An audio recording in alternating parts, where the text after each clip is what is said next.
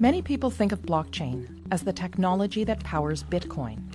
While this was its original purpose, blockchain is capable of so much more. Despite the sound of the word, there's not just one blockchain. Blockchain is shorthand for a whole suite of distributed ledger technologies that can be programmed to record and track anything of value, from financial transactions to medical records or even land titles. You might be thinking, we already have processes in place to track data. What's so special about blockchain? Let's break down the reasons why blockchain technology stands to revolutionize the way we interact with each other. Reason number 1, the way it tracks and stores data. Blockchain stores information in batches, called blocks, that are linked together in a chronological fashion to form a continuous line, metaphorically, a chain of blocks. If you make a change to the information recorded in a particular block, you don't rewrite it. Instead, the change is stored in a new block, showing that X changed to Y at a particular date and time. Sound familiar? That's because blockchain is based on the centuries-old method of the general financial ledger. It's a non-destructive way to track data changes over time. Here's one example. Let's say there was a dispute between Anne and her brother Steve over who owns a piece of land that's been in the family for years. Because blockchain technology uses the ledger method, there is an entry in the ledger showing that Adam first owned the property in 1900. When Adam sold the property to Dave in 1930, a new entry was made in the ledger, and so on. Every change of ownership of this property is represented by a new entry in the ledger, right up until Anne bought it from their father in 2007. Anne is the current owner, and we can see that history in the ledger. Now, here's where things get really interesting. Unlike the age-old ledger method, originally a book, then a database file stored on a single system, blockchain was designed to be decentralized and distributed across a large network of computers. This decentralizing of information reduces the ability for data tampering and brings us to the second factor that makes blockchain unique. It creates trust in the data. Before a block can be added to the chain, a few things have to happen.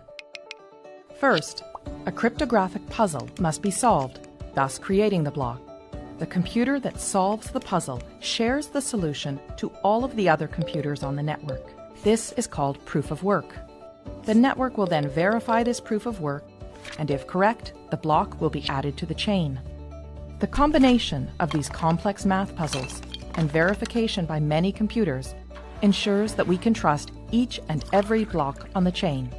Because the network does the trust building for us, we now have the opportunity to interact directly with our data in real time. And that brings us to the third reason blockchain technology is such a game changer: no more intermediaries. Currently, when doing business with one another, we don't show the other person our financial or business records. Instead, we rely on trusted intermediaries, such as a bank or lawyer, to view our records and keep that information confidential. These intermediaries build trust between the parties and are able to verify, for example, that, yes, Anne is the rightful owner of this land. This approach limits exposure and risk, but also adds another step to the exchange, which means more time and money spent. If Anne's land title information was stored in a blockchain, she could cut out the middleman, her lawyer, who would ordinarily confirm her information with Steve.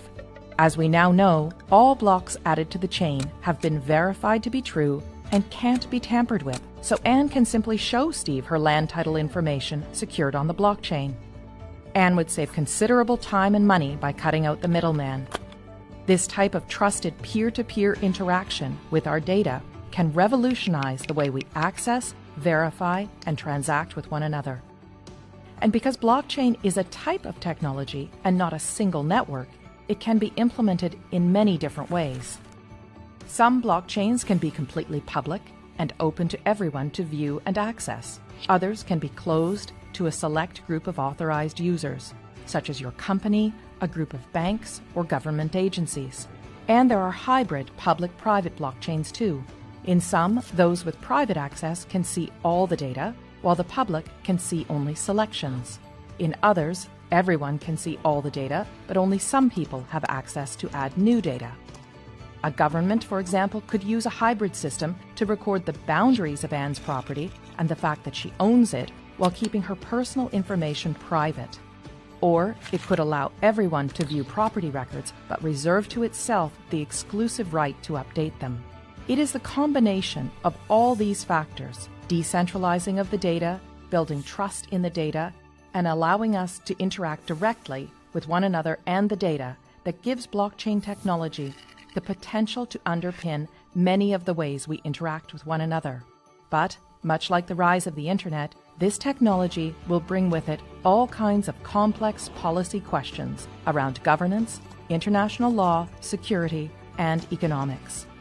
Here at the Centre for International Governance Innovation, we seek to bring trusted research that will equip policymakers with the information they need to advance blockchain innovations, enabling economies to flourish in this new digital economy.